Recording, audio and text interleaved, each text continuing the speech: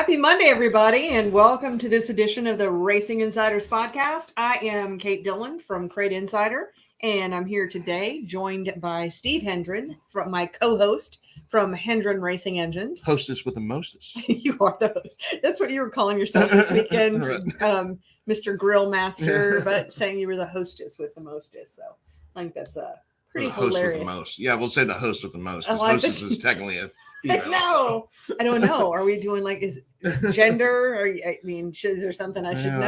I don't know. Yeah, it's hard to say. Okay, that made us like relevant for 2 seconds. I don't even care. Anyway, so Steve, happy Monday. Yeah. I that's all I got. It's pretty much. Anyway, if you're joining us, especially if you're joining us live, feel free to drop in your questions and we are happy to answer them.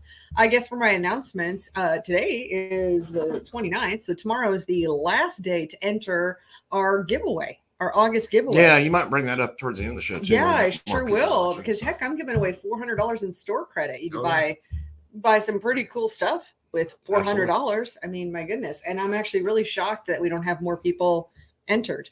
Really? Yeah, it's actually there's some pretty good odds right now of winning that $400 worth of stuff. Yeah, it'd be awesome. Yeah. And I see Scott's here. He says, "Hi from California, where politicians are not required to take an IQ test." This is a fact. Yeah, because if they did, then you wouldn't have any. So, they would all be out of office. Welcome to California, where by 2035 you're going to be driving those little kid freaking electric cars to work and shit.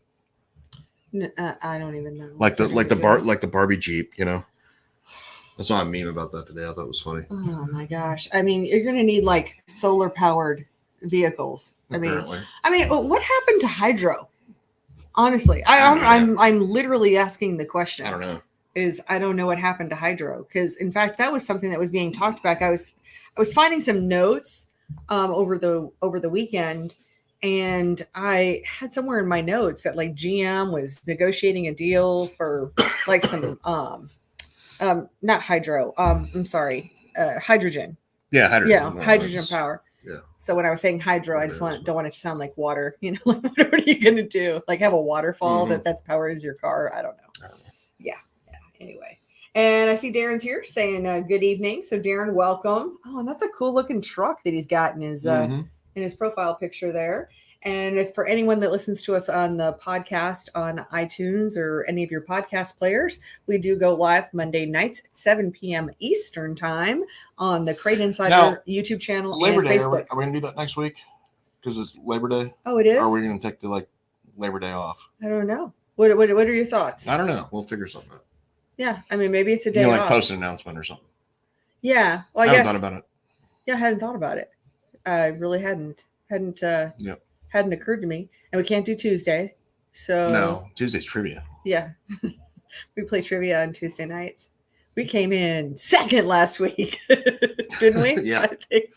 I did my damn draft on Saturday. Oh, yeah, I want to hear all about it. One of my leagues that I play in. No, there's nothing to really tell. I think I drafted like really shitty, but it was one of those deals. Like one of those deals where like everyone before me or after me, because it's snake draft, so it goes back and forth, would take the guy I wanted. Oh, gotcha. We'll see how it ends up. Then I got another draft on Wednesday night of this week. So. I am not playing fantasy football. I haven't played fantasy football in a few years. I have played. It's fun. I don't know. It was more fun before politics got into the NFL. Oh well, there's that. And that just ruined it for me. Yeah, it really did. As I say that, as we bring politics on our show all the time. Of course. Or sometimes. Yeah, well, when it's appropriate. Nothing too major. Hey, did you hear that I might get my student loan forgiven?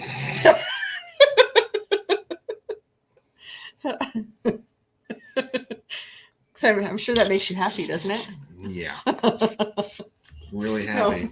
No, mine's almost paid off, actually. Yeah. There's just no reason to pay it off, really, since not even about forgiveness. Just it's a low interest rate, and I get to write. It's the one thing I get to write off every year as far as interest rates go. My like $13 in interest a year. Well, hopefully they will actually tax everyone on their 10 or 20 grand as income, since it's free from you and me and everybody probably watching the show. Yeah, I understand it's, what is it, $900 per, no, actually somebody said it was going to be like $2,000 per American per year. Yeah. The numbers, yeah. I don't know what it is. Something like that. All I know is if they took that money, that same amount of money, the 300 something billion, and like you just divide that by 330 million people, everyone can get a $900 check. Oh, that's what which it was. Actually go a long way towards, helping inflation. Or not helping inflation and make it worse, because this is what this is going to do. But at least it'd be like relief for some people. Well, I bet I know who would veto that thing right now. Our shadow president, Zelensky. Just so that he could have the money so for more stuff. Yeah. All right. We've got some guys, feel free to drop in your questions. That's what we're here for. And Pete Series said Saturday night at King of the Crates at Mountain View Speedway, William Blankenship got the pole and led all 40 laps for the win. Thanks to Hendren Racing Engines, XL Chassis, and Crate Insider Parts. I'm really glad to hear that. Awesome. Congratulations. That's great news. It's like a well-deserved win. I know they try really hard, and, it's a good family. So put a lot of work into it. And it was really great meeting your team when you came by the shop. So really, 1 second. Awesome. I need to answer this real quick. You can continue. Okay. Well, I know that's my job. It's my job. And then I will ask more questions. Yeah, we don't really have any. I guess I did have a question, and it's about E85. And okay, give me 1 second here. I'm just replying to this. Okay. This is important fantasy football stuff. Well, just tell them you're on the podcast right now. Well, I know, but it's just I just had to send my email address for this other league. Oh, all right. Okay. So there we go. Done. One question about E85. So that, like when you're running methanol, how between races, a lot of guys will run like pump gas or something through it to just kind of clear the methanol out.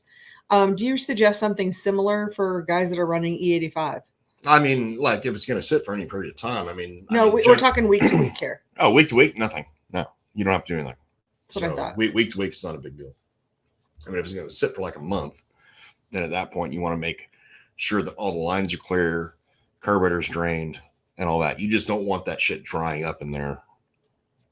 Just like sitting in the bowls and drying up. Mm-hmm. To where it just gets that gummy, sticky, sugary crap in the float bowls and everywhere else in the system. And that's not something that's going to happen in a week's time. Week to week, no. Or even, you get a rain out one weekend or something. I mean, honestly, back in the day when I raced in California and we did, that's what we ran on was methanol. Week to week, we still didn't do that. So, yeah, I think people are getting a little bit carried away when it comes to week racing and doing that. Gotcha. So it's, some great comments there. And, Paul's here. So nice to see you, Paul. And Shane's here. He says, I've been playing with the timing on my 602 back and forth at 35 and 37. Mm-hmm. Which would be better for power? And would the temp go back down if I moved it back to 37? And he also won again this weekend, 3 in a row. Oh, so nice. Congratulations, Shane. Good job. Yeah. So tell us a little bit about timing and what your thoughts are. It honestly depends on the fuel that you're using and the carburetor. So generally, like on race gas, I don't ever recommend going over 34 degrees. As far as like if you're on E85 or something like that, then bouncing around between 35 to 38, honestly, is normally fine. I wouldn't go over 37 without actually being on a dyno. But most of the 602 stuff, like with our carburetor, we're running anywhere between 36 to 38. Mm-hmm. So. Yeah. Now, which would be better for power? And would the temp go back down if he moved it back to 37? Potentially. It just depends. Again, like it depends on the air fuel ratio and how everything's actually tuned on there. Because a lot of times, like if a lot of the E85 stuff's really super rich. So because of that, a rich mixture with not enough timing is going to run hotter than a rich mixture with the correct timing. So in other words, you've got unburned fuel still in the chamber, and that's superheating the head of the piston, which goes straight into the oil, which also goes straight into the, the water jackets. Yeah. And creates heat. So it creates heat. It makes headers glow. A lot of people, there's a misconception that oh, it's running lean because the headers are glowing. No, not normally. That's either way too rich or not enough ignition time. Good to know. Yep. Speaking of headers, for the guys that are looking for 525 headers, I should have those back in stock by the end of this week. So. Oh, good. Yeah. That was just a side note. Actually, just my credit card got dinged for a set today. So if you're going down there and you can pick up my headers for me, that'd be awesome. I've had a day. So I've had a day of spending half my day not in the office doing other things. So I'm going to go with probably a no on that. Yeah. And I can't think of any reason I need to go to IKEA right now. Otherwise I would probably make a reason to go to, I would say, oh, sure. I love going to IKEA, and IKEA is down by ProFab right. in the Charlotte area. We're about an hour and a half from Concord. And so when I go on a header run, then you're a major IKEA user. Yeah. If you just looked around this room, like the other, I swear you just go there for the Swedish meatballs and then like randomly buy shit while you're there. Oh my gosh. I've discovered something new that you haven't seen yet. And I actually do this usually on Sundays. Mm-hmm. They have these Swedish pancakes, which are basically crepes that are frozen. And I just warm them up in the microwave, and they're so good. They're so good. So buy those in the frozen Go there section. For the food, randomly buy shit while you're there. I'm pretty sure. Randomly buy all kinds of stuff, like all of my desks at the office right. and the Barsenal and that picture. And yeah, there's a whole lot of IKEA in behind the camera there. Yeah, but yeah. Anyway, so it's kind of exciting. So mm-hmm. I currently have 602 and 604 stainless headers. I have a set of street stock headers, and I've got some 525s on the way. Good. Yep. And Chuck says, "Hey y'all, damn, what a Monday." Yeah. Mm-hmm. Yeah. It was a Monday. It was. I kind of woke up this morning and I was like looking at the ceiling and I went, "Fuck, I really don't want to get out of bed." So. Yeah. You just wanted to stay there, and I did. It was like I was in the comfy zone. Oh, so. Yeah. Usually, like that's in the wintertime, when it's all chilly. Yeah. Oh wait, it is like wintertime at your house. Yeah. I don't know. What do you even have the thermostat set at? 64. That's hilarious. Yeah. No, I mean, I don't like to sweat when I sleep, so it's 64. Understandable. I sweat all day, so I don't want to sweat when I'm sleeping. Yeah. Oh, and Shane says he's got a Hendren carb and VP's RX96 is what he's running. Okay, then. And this is that timing question, 35 to 37. So that's going to be your. That's a race gas. So I would be more inclined to be towards 35, honestly. Good to know. Well, you know what?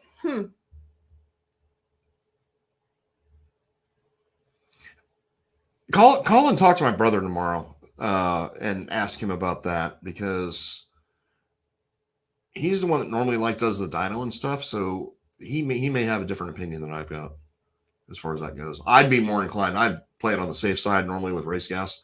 So I'd be more inclined to be down towards 34, 35. But yeah, call and talk to him tomorrow, and he can probably clue you in a little bit better than I can. Good call. All right, and BBQ. Good evening, everyone. Lots of great info. Thank you. So thank you so much for being here, for sure. Steve Klutz here. Do you need a college degree to have your own podcast? The answer to that is no. No, you can just actually have a phone is pretty much all you would need, and a phone and an internet connection. Yeah. I think that's all you really need. Right. Or a laptop or something. Or but internet connection. That. Pretty simple. Well, unless you get carried away. There's that. Yeah, I don't know anybody like that. Unless you go totally crazy and have like your own background. All that I know. It's funny because I bought this background for the trade show. Yeah, correct. And when we first had the trade show back in 2020, which, by the way, save the date, January 6th and 7th, 2023. I think I said 2023. Yeah, I think I don't know. It's hard to say. But Hickory, North Carolina, at the Hickory Metro Convention Center, we are doing another trade show. So we'll come out with our preliminary floor plan probably tomorrow. Yeah. A lot of same folks signed up, and we definitely want to expand the show and and do some great information. In fact, Jonathan Masters with Race Know-How, he's going to be doing 2 classes, one with Mike Knuckles from Warrior Race Cars and one with Matt Logan from ML Performance. Oh, nice. Good deal. And that's going to be like a paid seminar. Okay, cool. Check that out. I mean, I know that I think on Friday he had like 45 seats left. So check that out. Race Know-How on Facebook. You'll see that, or, going to his website, or you can go to the Cars website, carsracingshow.com. Awesome. And really cool. I mean, I think that's really a fantastic addition to the show. And for anybody who doesn't know, I'm involved with the Race Logic, which is different than Race Know-How. And I'll be taping those classes and I'll be gone every weekend in January. Pretty much, yeah. No, every weekend. Yeah. Other than New Year's, but. And I'm honestly not sure that I can do it yet. So yeah, as we get closer, I'll know if I can. Yeah, and I guess we don't want to prematurely promote the crate classes because we're still dialing in just like making sure of the venues and all of that. But what I do know is that I will be in Iowa, in DeWitt, Iowa, at Dave Hammond's shop at Hammond Motorsports. Oh, that's right. Yeah. Yeah, I'll be up there for the IMCA stock car class, and that one's sold out. Right. So I think that one's January 21st and 22nd. And pretty soon here, it will be offering like a pre-sale of the online version and maybe do some bundles or something like that. So Brian and I, Brian from Race Logic, we're talking about that. That'd be kind of cool. Yeah, I'm really excited. All right, Richard is here. He says, what headers do you recommend for a 602? It has claimer on the headers. Oh, what headers. Do you recommend? Yeah, I was just reading it verbatim. I'm not sure what. So 602 claim rule. Richard, will need a little more information. Yeah. What kind of car do you have? I mean, do you have a stock car or just street stock? Is it a metric or is it a late model modified? Yeah. What do you have with that? And he says that should have been headers. Yeah. We figured it out after I just go ahead and read them. I never know what's going to happen. I like to be just as surprised as everybody else. Exactly. So Richard, if you could drop that in, let us know what kind of car you have, and then we could be able to hit that. So we'll come back on potentially. Yeah. Well, I mean, I think we've got some good answers. I'm not understanding if you have a header claim rule or if the headers you have say claimer on them. Well, if it happens to be, that's why we just need some more information. Because I know like that Thunder series for a long time had a claim rule on them. I believe as well. Yeah. It was that one. It might have been Crate American All Stars too. I'm not sure if they had one or not. I don't know. I don't think and so. The other question on that would be how much is that claim rule as far as what will they cover you for? What's the price range? Because that'll make a big difference. Like with a 602, I did talk to Profab today. I'm trying to get it nailed down on when we're going to be able to get mild steel headers because that brings the cost of the Profabs down. Oh, absolutely. He says 602 late model. Okay. Okay. So if your claim rule is something where it's like $600, it's really hard to even get close to that anymore. I think the BAs are even $640 last if I remember off the top of my head. So as far as a claim rule, if you got a claim rule of whatever the price, I mean, if it's under $1,000, then I'd probably go BAs. Yeah. After that, I'd go with the Schoenfelds. Okay, yeah, Schoenfelds. Yeah, and it always depends. Shane says, "Yep, claim rule is $300." Then I would go with the Schoenfelds. Oh, for God's sake! Unless you want to get your get some asshole that's going to claim your damn decent headers. Wow. Or you can do like a few friends of mine that have done before, and you can get your Profabs and then like paint them black and make them ugly looking, and Yeah, I know. I have had some customers with their stainless headers, and they just go and paint them because then nobody knows. Yeah, because paint them black with high temp shit, and it looks like crap after like one race. Ooh, maybe you can do this whole like rust thing. Maybe get that rust paint and do it. It's probably what you need is like distressed, rusty shit. Really, you want these? Wow. Okay, yep. Surprise. All right. But I mean, if you're looking not to get claimed, number one, keep the hood on. There's that. Number two, if you want to run decent headers, then paint them black or rust color. Yeah, I like the rust color idea. That's a great idea. Yeah, actually. yeah. I should maybe that's like my next YouTube video. Take like some headers and say, "Hey, here's how we distress." Exactly. I'd like the distress look for headers. Interestingly enough, actually, my neighbor across. So we'll call it street, camouflage. Yeah, camo headers. We're gonna camo your header. Well, it's funny because across the street, there's my neighbor has one of these like antique trucks, and you can tell that it looks like it's all rusty in lots of places. But yet at the same time, you can tell that it was done on purpose. Like it's like there's rust, but they like clear coated over it. I mean, there's no holes in it, but wouldn't you say that's totally purposeful? It's the look that they're going for. Yeah, my neighbor by my shop, he's done the same thing with one of his hot rod trucks and kind of like trucks. What was that name of that tow truck in the Cars movie? The cartoon. I have no idea. I never watched it. Oh, come on. You I never watched it. Really? No. Yeah, with like Speedy, whatever. I don't know. I can't remember the tow truck's name. Anyway, kind of remind me of that. Like kind of like a rusty tow truck kind of thing going on. All right. Alan is here. He says, "Hi, guys. Steve, I have rotated 2 oiled air filters every week with outerwear pre-filters as well. We do experience dry, slick, dusty tracks. Everything looks good, but should I replace these filters to be safe?" What brand are they? Yeah, that's a really good question. Yeah. So Alan, if you could let us know. If it's a Walker, I would say no. There's no reason to replace them if you're doing that kind of maintenance to them. Yeah, sounds like you got a great maintenance They will last you for quite a while. Like the material they use is just badass. Mm-hmm. If it's K&N, yeah. I mean, I'm not a big K&N fan, so. You're not. Well, I shouldn't say that. I actually am, because that's half the reason we're in business, because K&N filters. You know, I should really start like a weekly people who will never sponsor our show. K&N is probably on the top of the list. I mean, when we flew to California last October, that's what I bought was K&N masks. I know, because you so did not. Because I was like, all right, what's the shittiest thing I can possibly put on my face that can let me breathe? Oh, K&N masks. That's hilarious. Yeah, so that answers that question. Oh, and Paul helped me out with it was tomater. Oh, yeah. So tomater.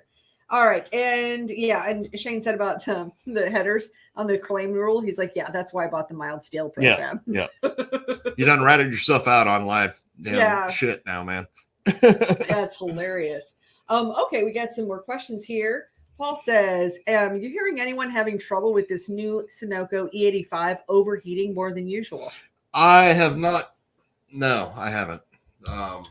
I've had a couple of customers that are using that and saying that they're running a little bit on the warm side.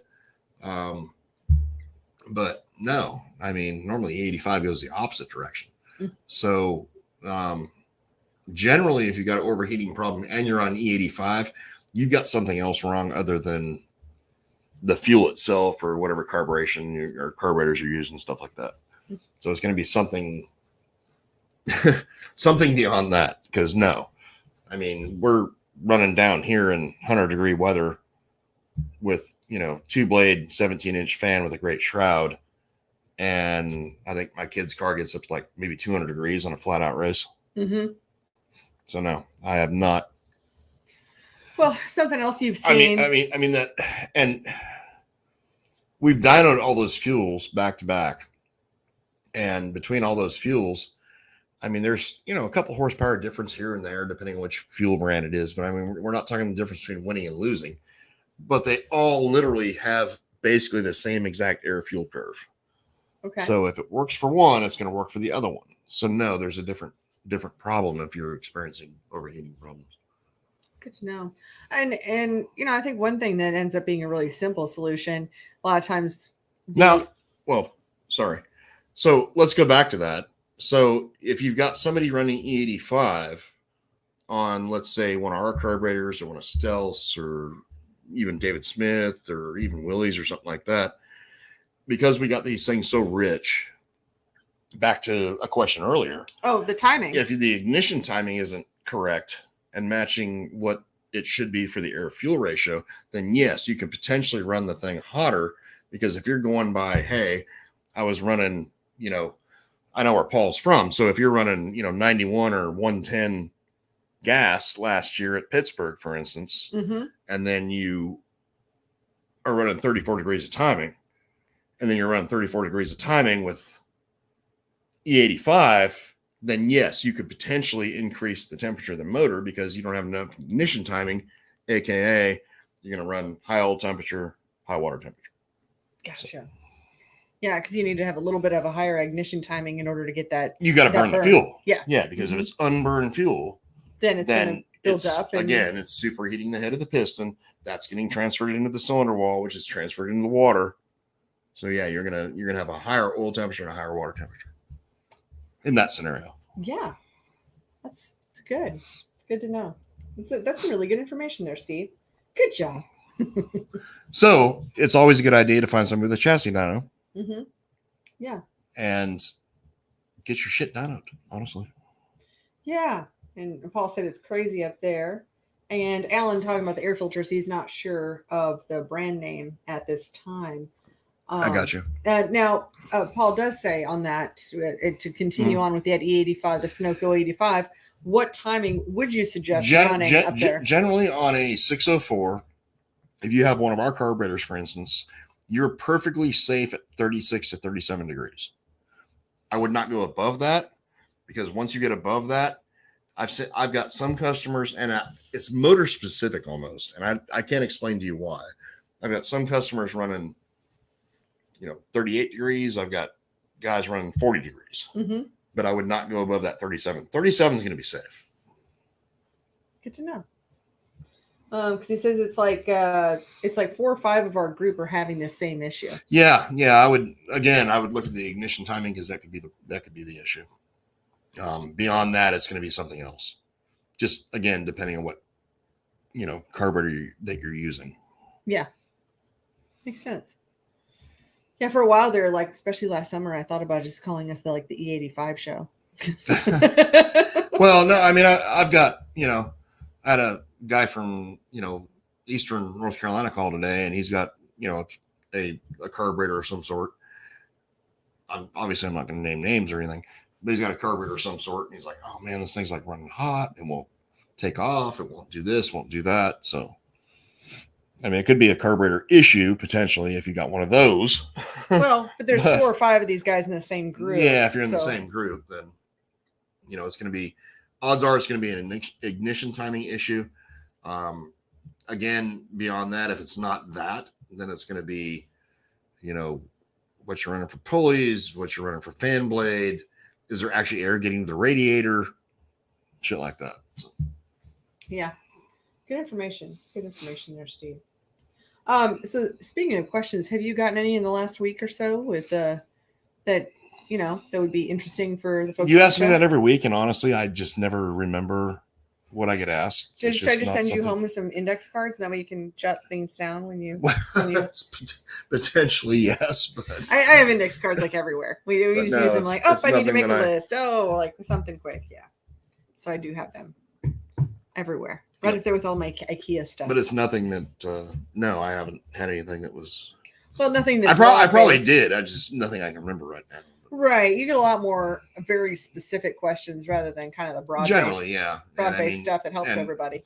Always, again, this time of year, a lot of the questions are heating related and things of that sort. So. Yeah. Okay. And David's here. He says, what is the best carb spacer for a 602 asphalt truck? Basically a late model. We run quarter to half mile tracks, and the rule states no tapered spacers. Okay, then I would run that HVH spacer. I can't remember the part number. It is the one with the center divider. We call it for our carb spacers on the CrateInsider.com, we call it the one for the dual plane intake manifold. Yeah, correct. So I think it's the street. So yeah, if you'll go there and look at that spacer, believe it or not, that versus an open spacer or a 4-hole is worth 5 horsepower. Well, on a 602. Nice. And does it matter whether it's asphalt or dirt? Oh, no, not at all. I mean, it's a good question to follow up on. The motor's the motor. So, I mean, it's going to react the same in both scenarios. But that spacer there, I don't know if they consider it tapered. I mean, it's not like tapered 4-hole, which I kind of think is what you're talking about. Oh. But I don't know if they consider it tapered because of the way the center divider's tapered to round off that stupid damn dual plane. Yeah, so you don't like cut your finger on it. It's just nice and little roundy. So I don't know what they would consider tapered, but it's that is the best. Other than just a couple scenarios with some wacky shit that we've tried, that is the best space drive run across. With the 4-barrel carburetor. Yeah, 4-barrel with 602. Yep.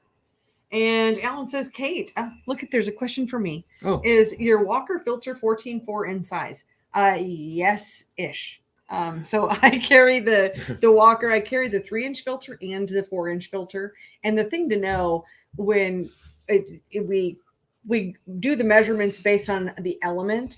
And so the element is like the 3-inch or the 4-inch, but then there ends up being a 1/2 inch of urethane on either side. That is the part that seals. So my 3-inch filters are 4 inches tall and my 4-inch filters are 5 inches tall. Yeah. And you're obviously going to squish that a little bit with your air filter Not base. much though. No, not a lot. It's nice and foamy. I mean, you get no dust. It is.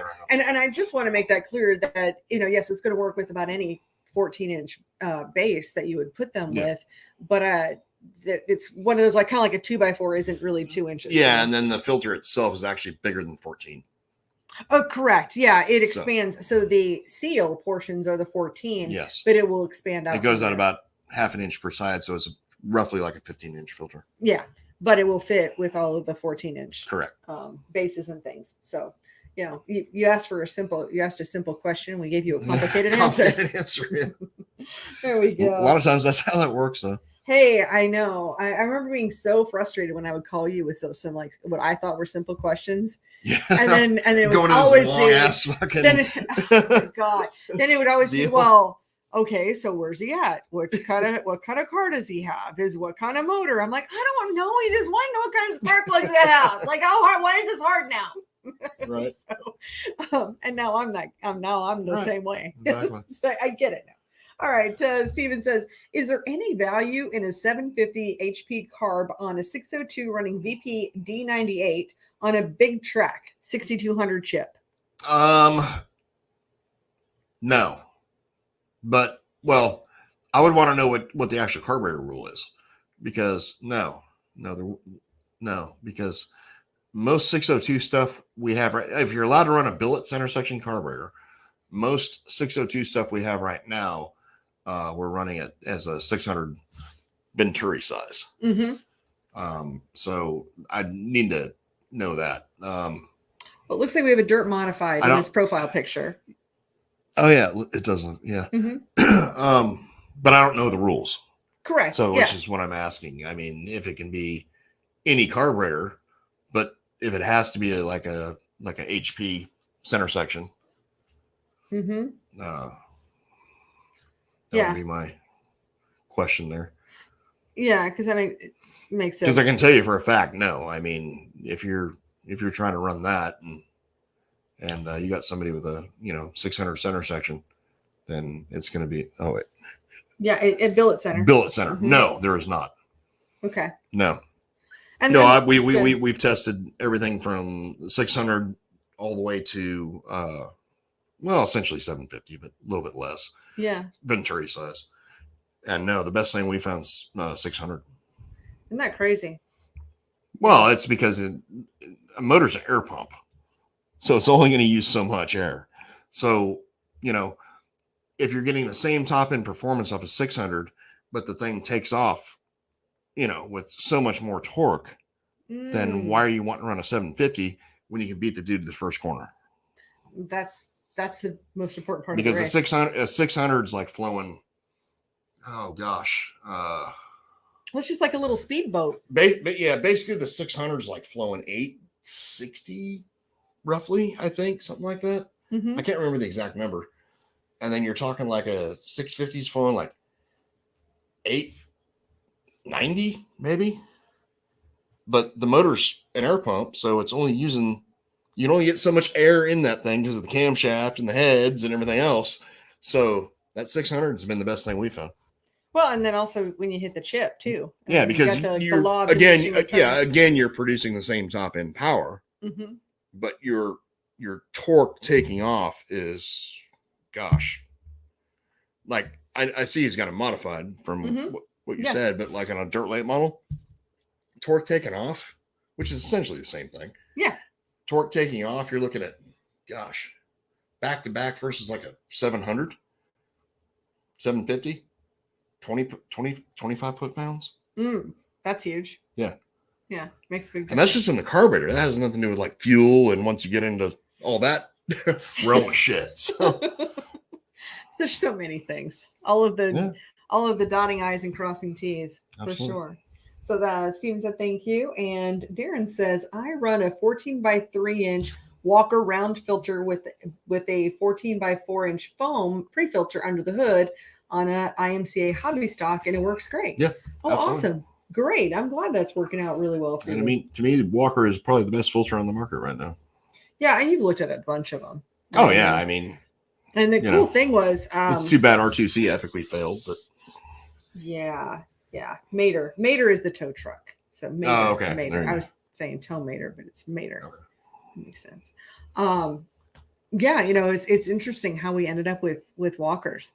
Is that once we couldn't get any R2Cs and you got a customer come in, he's got this blue air filter on there, and they're like, Mike said, wow, this car did really well on the dyno. Right. And we wrote down the name, and I called him up and said, hey, can I be a dealer? I sell race car parts. Right. So I became a dealer. Well, I mean, it's one thing one thing becoming a dealer. It's another thing like actually proving that the thing works and it actually does its job. And you guys had already tested it before I became a dealer, right. And then of course there's been lots and lots of more testing after that. Yeah, and I mean, hundreds, if not thousands, of these things have gone out, and we're. It's a great company, great to work with, great product, yep. Happy customers. I've never had anybody complain about Walker filters. That's I mean, honestly, the only people I've ever heard complain are dudes that have like, it's like the dude with the 32-year-old freaking air cleaner base that's warped up because he wrecked and his hood hit his air cleaner base like 100 times, and then you get dust in there. Oh, but that's going to be with anything. I mean, like that. So, hey, I mean, I'm exaggerating, obviously. No, but I'm just saying, yeah. I mean, if you keep your shit nice, the Walker does just fine. Well, I do remember back before I sold Walker and had the R2C stuff that somebody thought it was a good idea to wash their air filter with the pressure washer. Yeah, then they were mad because they thought it was cleanable. So apparently they didn't occur to them that washing it with the pressure washer was from the outside in was not the best idea. That's not only the best idea. No.